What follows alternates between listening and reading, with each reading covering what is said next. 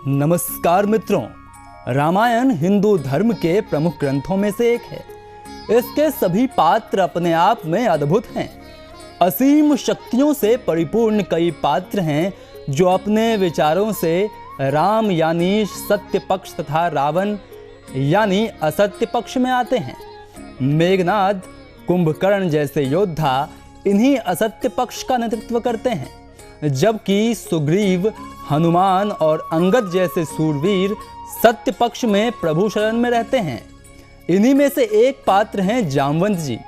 आज की कहानी में हम जानेंगे कि जामवंत जी की शक्ति कितनी असीम थी और वो राम के बाद कृष्ण के युग में भी कैसे पाए जाते हैं। जामवंत जी ऋक्षों के राजा थे तथा उन्होंने त्रेता युग में श्री राम द्वारा लंका विजय के अभियान में श्री राम का साथ दिया था। उनकी शक्ति अपार थी, इतनी कि अगर वो चाहते तो राक्षस राज रावण को भी हरा सकते थे, लेकिन वृद्ध हो जाने के कारण अपनी शक्तियों को जागृत कर पाना संभव नहीं था। आपको बता दें कि जामवंत जी रावण के नाना पुलस्त्य मुनि के मित्र हुआ करते थे। जामवंत जी अपने युवा दिनों में इतने बलशाली थे कि कई पुराणों में उनके बल की अलग अलग व्याख्या की गई है। जामवंत जी के जन्म के संबंध में एक कथा प्रचलित है कि जब ब्रह्मा जी सृष्टि का निर्माण कर रहे थे तब उन्हें जमहाई आई। इसके परिणाम स्वरूप उनके मुंह से जामवंत जी का जन्म हुआ। जमहाई के द्वारा जन्म होने के कारण ही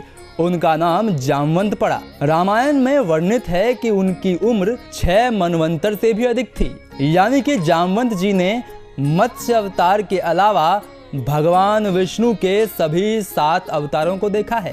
कूर्म अवतार से श्री कृष्ण अवतार तक जामवंत जी को इन अवतारों से भेंट होने का प्रसाद भी प्राप्त हुआ। श्री रामचरितमानस में वर्णित कथा के अनुसार जब सभी इस बात को लेकर चिंतित थे कि 100 योजन का समुद्र कौन लांघेगा, तब कुछ वानर 10 योजन तक छलांगे मार जाते, कुछ 50। वहीं जब वानरों ने रीछराज जामवंत से पूछा कि आपके जवानी के दिनों के कई किस्से सुने हैं, अतः आप बताएं महाराज कि आप कितना छलांग मार लेंगे। तब जामवंत जी बोले कि इस समय मैं 90 योजन तक कूद सकता हूँ, लेकिन जवानी के दिनों में मैं कुछ ही क्षण में लंका पहुँच सकता था और रावण वध भी कर सकता था। जामवंत जी बताते हैं कि जब वह किशोर हुआ करते थे तब समुद्र मंथन हुआ था और उस दौरान जब देव और दानव थक गए थे तब मैंने अपने एक हाथ से मंदरांचल पर्वत को हिला दिया था। यानी जामवंत जी अपार शक्ति के स्वामी थे। एक कथा के अनुसार जब श्री हरि ने वामन अवतार लिया था तब उन्होंने अपने 3 पगों में ही तीनों लोकों सकल चराचर को नाप लिया था।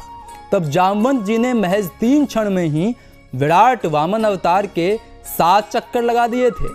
कहीं कहीं पर जामवंत जी द्वारा परिक्रमा की संख्या 7 की जगह 21 बताई जाती है। भागवत पुराण और विष्णु पुराण के अनुसार उनमें 1 करोड़ शेरों जितनी शक्ति थी।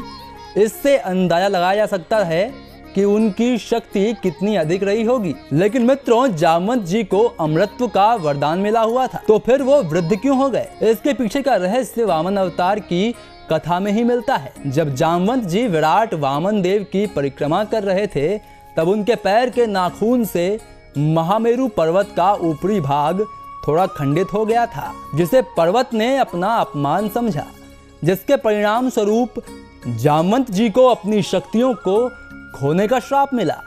यही कारण है कि जामवंत जी धीरे धीरे वृद्ध होते चले गए और उनकी शक्ति क्षीण होती चली गई। वे अत्यंत बुद्धिमान थे, वेद पाठी थे। उनकी विद्वता के आभा में सकल चराचर प्रकाशित होता रहता था और वे सदा अध्ययनरत रहते।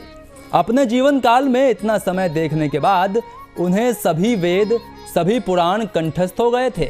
यही कारण है कि इस वृद्ध पुरुष से स्वयं जगतपति श्री राम लंका विजय के लिए सलाह मशविरा किया करते थे। तो मित्रों, कैसी लगी आपको ये प्रस्तुति? और जय श्री राम लिखकर कमेंट में अपनी उपस्थिति भी दर्ज करवाएं। धन्यवाद।